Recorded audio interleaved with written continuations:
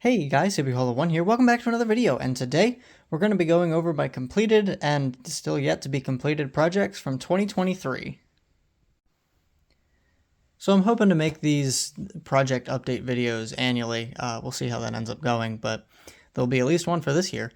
And while this is primarily a train-related channel, these projects aren't just going to be train-related. As seen in one of my previous videos, my dad has a 1970 Monte Carlo that we did a bunch of work on this year, and I've got a 2017 Mazda 3 that I do a lot of work on. So we'll cover those later in the video, but let's get started with some trains here, and I guess we'll start off with probably the biggest project that everybody on my channel will know about, which is this guy right here on track 2. My SGL Lines Reading G3. Alright, so, oh boy, here we go. Alright, this thing is an SGL Lines Electric Trains Reading G3 Pacific. And for those of you who haven't been on my channel a bunch and don't know the story, I'm just going to briefly go over what the objective was with this. When I bought it, it had QSI sounds in it, which were fantastic. And I love them, but it didn't have command control, and I wanted to put command control in it because I like running my engines with TMCC.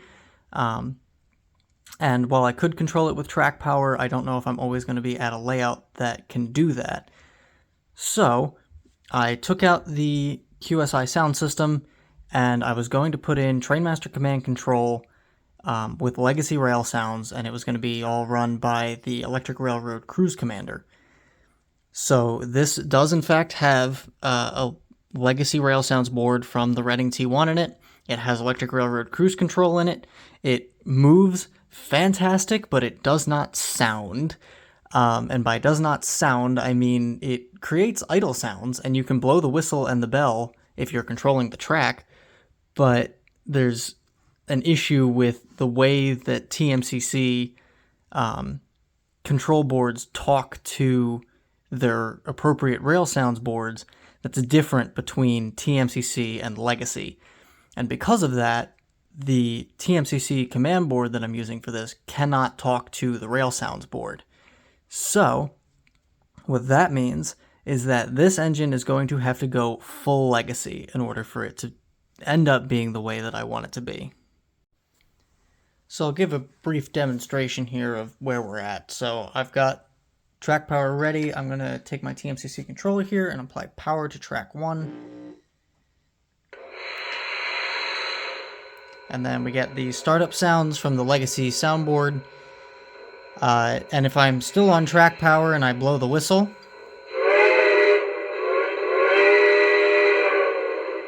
we do have whistle and we have our bell function. But in order to make the train move, I have to go into engine 1.9, and now I can make the engine crawl using the Electric Railroad Cruise Commander.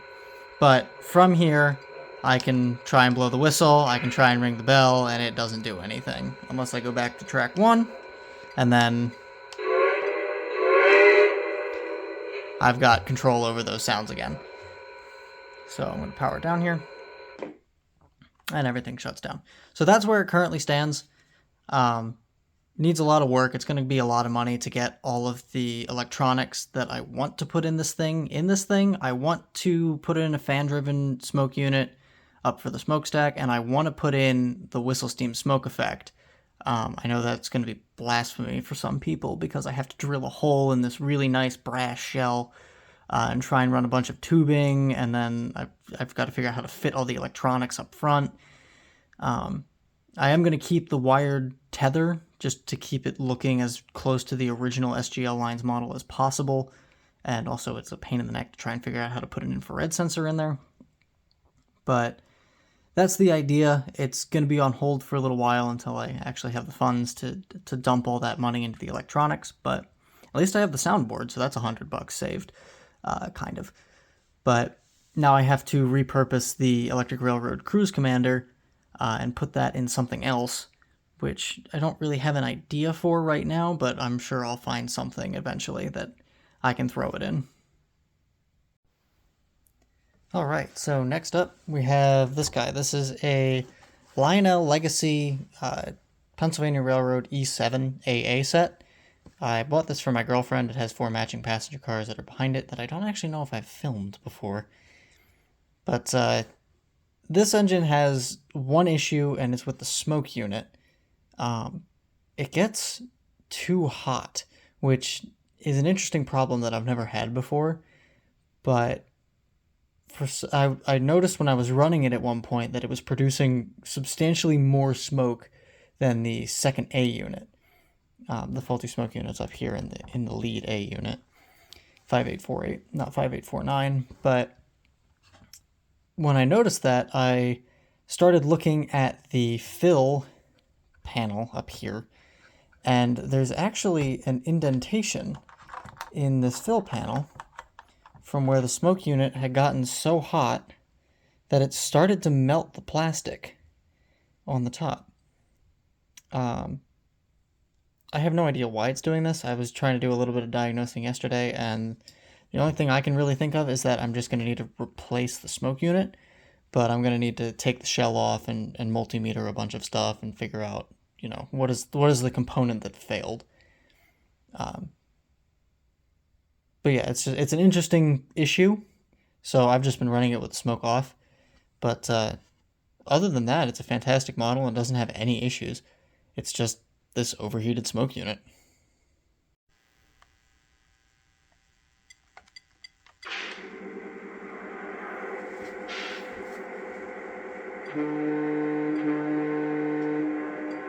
Pennsy 5848, you are cleared outbound. Over.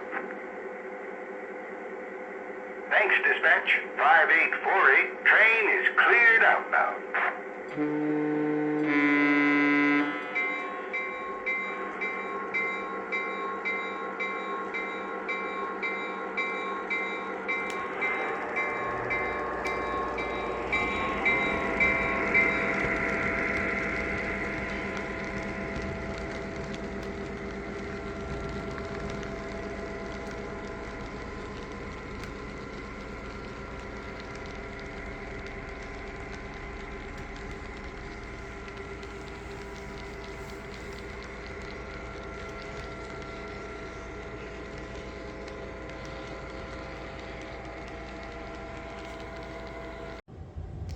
And lastly here for the scale locomotives is this Camelback. This is a Pennsylvania Reading Seashore Lines Lionel. I thought it was TMCC Camelback. I bought it from the Empress show in Springfield, and the guy who was selling it said it was TMCC equipped. And I'm just going to turn this into a little PSA to always test locomotives if you can. So if there's a test track available, which there was, test the locomotive for the capability that it is advertised. I did not test this. I took the guy at his word that it had TMCC, and it does not.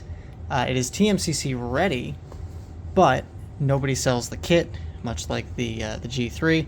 Nobody sells the kit to make this TMCC compatible. So, me being me, I figured that the easiest way to do it was to just put in an R2LC or an R4LC board, which is the radio receiver board, into the locomotive here, switch over all the jumpers in the tender to the Trainmaster Command Control setting, and then the soundboard that was in it would just work. It would recognize that it was TMCC, and that would be that.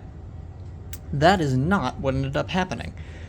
What ended up happening is I put in the R2LC board, or an R4, I can't remember which one I used, and it, on speed step 1, would take off at full speed, which is a common issue that I seem to have on all of my installs. But I had corrected that, but in the process of correcting it, the soundboard would not receive commands. So you could blow the whistle and it wouldn't read the whistle off of the R2LC board. You could ring the bell and it would not ring the bell. The only way it would do that was off of track power. And when I switched it all back to conventional, because eventually I just gave up and I was like, okay, I've had it with this. I need to do a lot more research and figure out what's actually possible with this thing. So put it back into conventional mode, went to go run it, and it will not chuff. So that's fantastic. All the other sounds work in conventional mode. That's what it's set up for currently, except the chuffing. and I don't know why it doesn't chuff. I boiled it down to something on the soundboard specifically. I've checked the chuff switch, and the chuff switch is good. I've checked the harness to the tender, and that's good. I've checked the harness coming from the actual tether here to the soundboard, and that's good. So it's something in the soundboard itself that's blown, which sucks because this soundboard is amazing. It's one of my favorite whistles ever put on an O-scale engine ever. But now it doesn't chuff, so I have another locomotive in my collection that doesn't chuff, just like the Reading G3. It is probably worth pointing out the original reason I bought this was to convert it into a Reading engine. So I love the soundboard in this, but they never made a Reading Camelback with the soundboard that's in this. So rather than buying a Reading Camelback and putting the electronics that you can't find anywhere into that Reading Camelback, I figured I would buy a locomotive that had the electronics, and I'd put the Reading Camelback shell on top of it by repainting it and redecaling it and lettering it and numbering it. And then I would also need to redo the tender with probably a styrene shell because this is representative of what the Central Railroad of New Jersey used, not what the Reading used for their 460 Camelbacks. But obviously that's not going to happen now because it doesn't run in TMCC, and I would like all of my engines at some point to run on command control. So a lot of research needs to get done on this, but eventually I'm hoping to get it back up and running again, hopefully with the correct soundboard and that amazing whistle, and then the process will begin of converting it into a Reading locomotive. But for now, I'll just fire it up, just like I did with the E7, and just run it off the shot.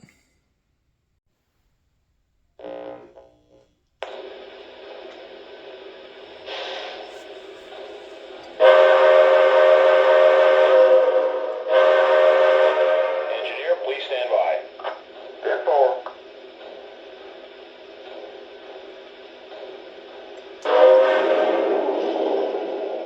Okay, Chief, we're good to go.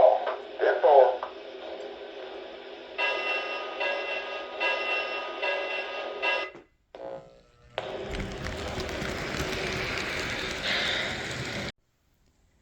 Alright, so this is the last O-scale locomotive that's going to be in this video. This is a 1931 Lionel 262, not a 262E. This one actually has the direction lever inside of the cab, which is pretty neat. So this is a restoration project that I've been working on. As I'm sure some of you have probably seen in my GG1, I like restoring old trains. This one was in really, really, really rough shape. So I stripped it all down, repainted it, and the last thing I need to add is the orange stripe that goes down the locomotive. And I know that this engine originally had the orange stripe because you could still faintly see fragments of the original orange paint on the tender and on the locomotive before I wire wheeled all the paint off. I've got some photographs of it, just to prove it to whoever this ends up getting sold to, because I will be selling this on eBay when I'm done restoring it. But of the many things that need to get done to this before it gets to that point, I need to find a coal load, I need to find marker lenses for the front markers up here, I need to find another flag, and I need to fix the out-of-round wheel. So the wheel on the far side of the camera, on the back axle, is out of round. So as the locomotive moves, the whole thing kind of rocks up and down, and it binds, and it's bad. So I need to find a replacement wheel for it, and then swap it out. If I can find a single one, that's great, but odds are I'm going to have to buy all four, and that's going to be annoying. But it'll have all four new wheels, so that'll be nice. But yeah, once all that's done, this will be up on my eBay store, so if you have any questions about that, the video that I uploaded prior to this, I go over some of the details about it and some of the stuff that's been listed on it as of 12/26/2023. But yeah, that's where you'll be able to find this, or maybe it'll be sold already. I don't know when you're watching this, but that's the plan. So I'm not going to run this out of frame because it doesn't really run great. But let's move on to the HO project that I've been working on. Alrighty, so if you saw my eBay video, this box will look familiar. This is a set that I will eventually be selling on that eBay store. It contains 5 Reading passenger cars, 3 of which I built from the kits, and it contains this locomotive. This is going to be one of the few quote-unquote finished projects of 2023. I didn't pull them out in the eBay video, but I'll pull them out now. So let's get these unwrapped here. Let's pull out the tender first. So here is the tender. And keen-eyed viewers may note already that there is something unique about this, and that is the harness on the front. So this, as well as the locomotive, which I will now pull out off frame because I'm good at this kind of thing. Here's the locomotive. I haven't been making YouTube videos from 2015. I don't know what you're talking about. Since 2015. All right. Let's angle this down here a little bit. So this is a Reading G2.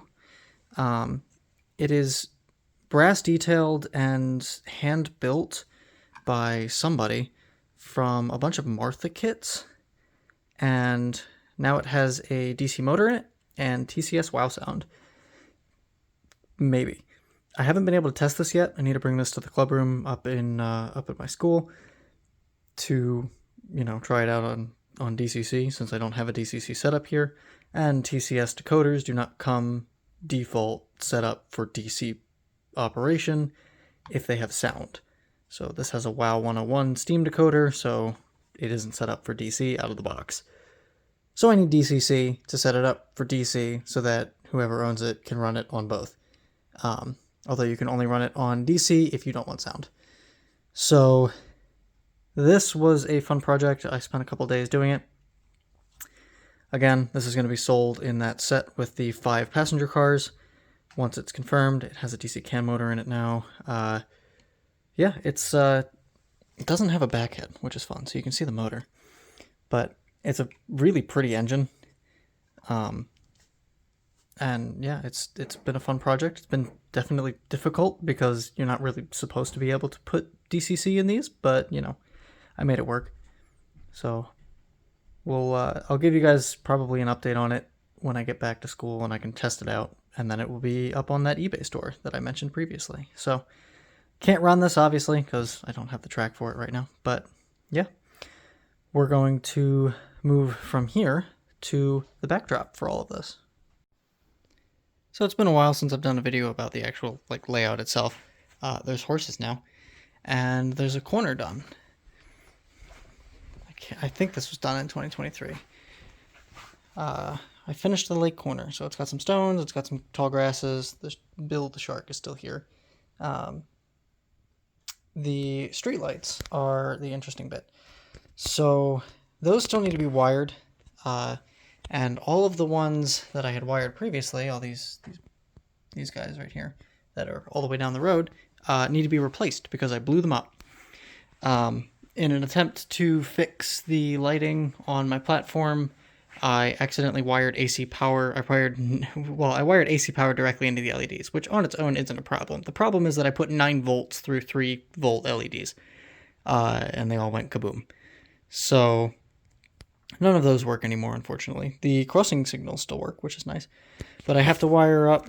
I have to replace all of these, and I have to wire up these guys, as well as all of these lamps that are now all over the place.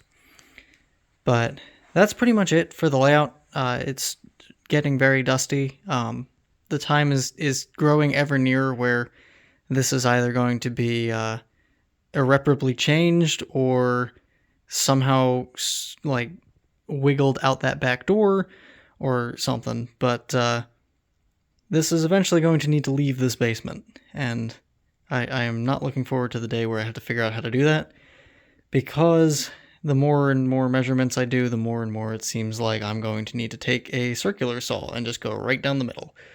So hopefully that's not the case, but we'll see how that ends up going in a year or 2 years or whenever that ends up happening. But yeah, so that's the current state of the layout. We're gonna go outside in the cold now and take a look at some cars.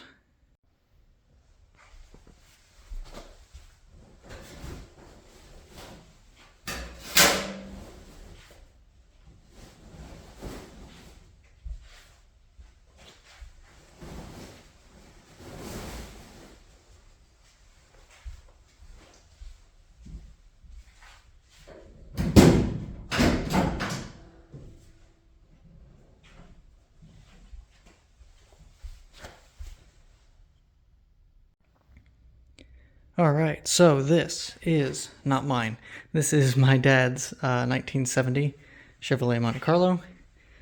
He's had this since the 90s. It was the car that he and my mother went to prom in. It's the car that I went to prom in. It's the car that my brother went to prom in, so it's been fun. But this is the thing that's taken most of the year to complete. This used to be a 350 small block.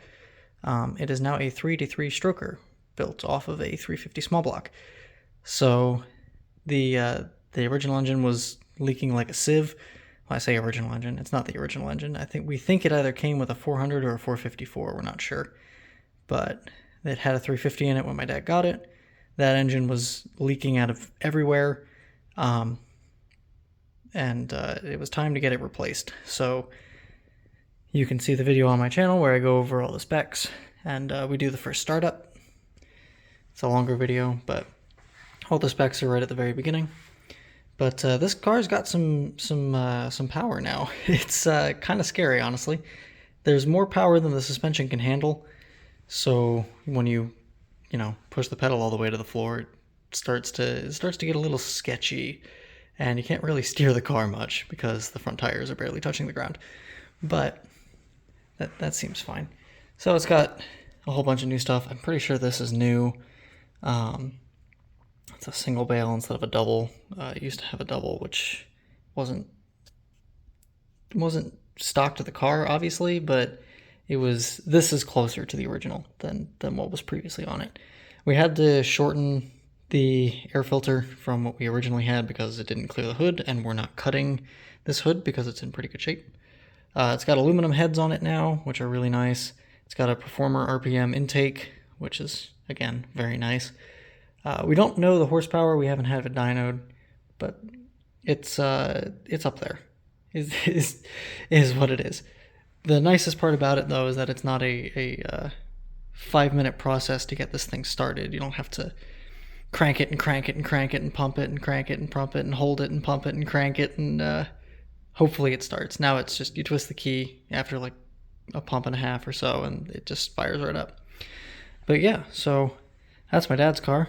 That's the fun one. So now we're going to go take a look at mine, which is substantially more boring, but I've put a lot of time into.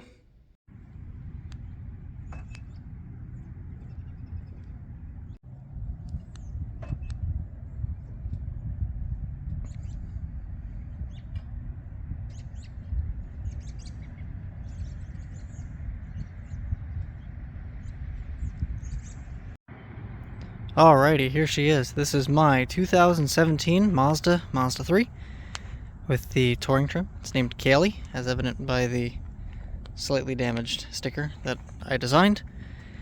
It is the sedan form with the 2-liter Skyactiv and the 6-speed manual, as evident by the little sticker there on the back.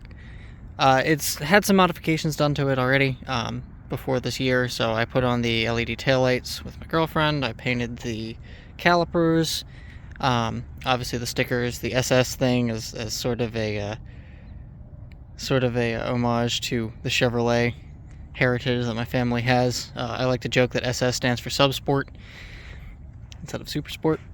The turn signals are obviously not original. They're also slowly failing, and I'm going to need to replace them. Same with the grill, which is going to be fun because, well, the grill's not getting replaced, but the grill is not original. I need to figure out how to mount a front license plate up here, and I specifically bought the grill that doesn't have the front license plate mount. But there's also some stuff on the interior. Primarily, when you open the door and you get these illuminated sill plates that are hardwired in. You also have footwell illumination, but The thing I did this year is this auxiliary gauge pod. So let's start it up and take a look.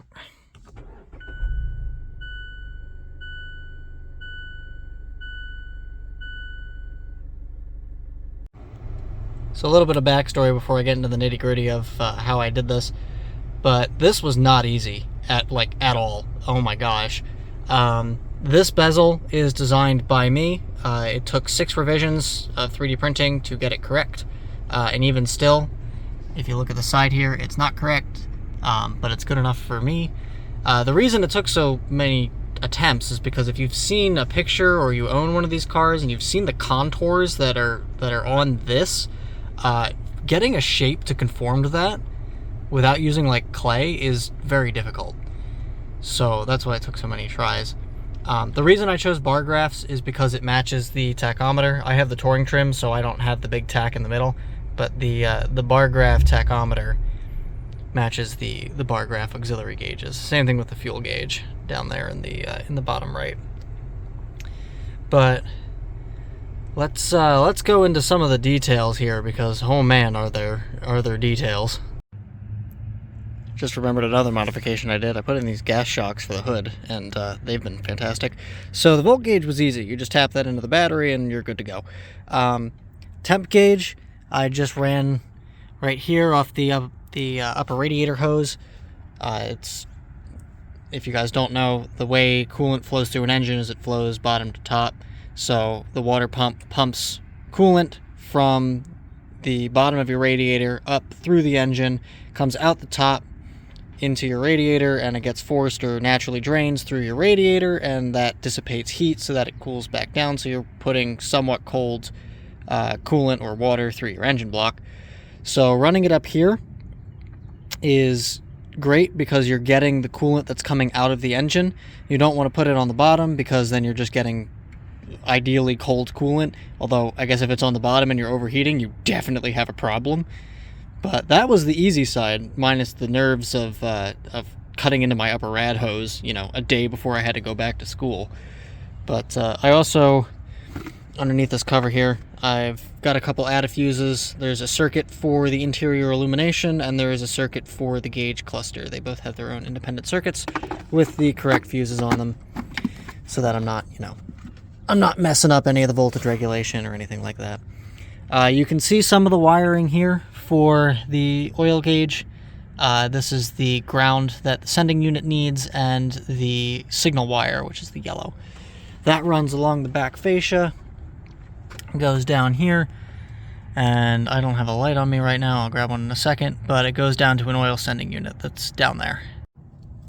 Alright, so I got some lumens. Down there is, you can't see it because the camera's not going to want to focus, but down there is the oil pressure sending unit. There's actually both of them down there. So the way that ended up working is that the factory oil pressure sending unit uses a BSPT fitting, and the Intellitronics sensor uses an NPT fitting. So NPT 1/8 T, so that I can put the factory sending unit, or sorry, not the factory, the Intellitronics sending unit into the T, and then NPT 1/8 fittings go into BPST or BSPT, something like that, fittings, but it doesn't go the other way around. So I needed to get a NPT 1/8 to BPST 1/8 adapter so that I could put the factory sending unit back in it, so that I wasn't, confusing the computer with different resistances and whatnot by using the Intellitronics sensor. But that's how I did that. That was a pain in the neck. But once that was completed, that was the project. And it took, like I said, like 6 months from start to finish, between getting the gauge cluster actually to fit the dashboard and then getting all the sending units in. That was a blast. Alright, so there you have it. A little bit of a different ending because cars, not trains, but I hope you all enjoyed anyway. I've been toying with the idea of starting a second channel that's primarily focused on cars, but feel free to drop a comment. Let me know if you guys are interested in this kind of stuff. I'm obviously not going to do it if there's not enough interest, but it's just an idea that I had. So yeah, I hope you all enjoyed. This was a lot of fun for me to put together. And if you guys have questions about any of my projects, again, feel free to leave a comment. But yeah, I am CW Hollow 1, and have a good day, or maybe good night in your case. See ya.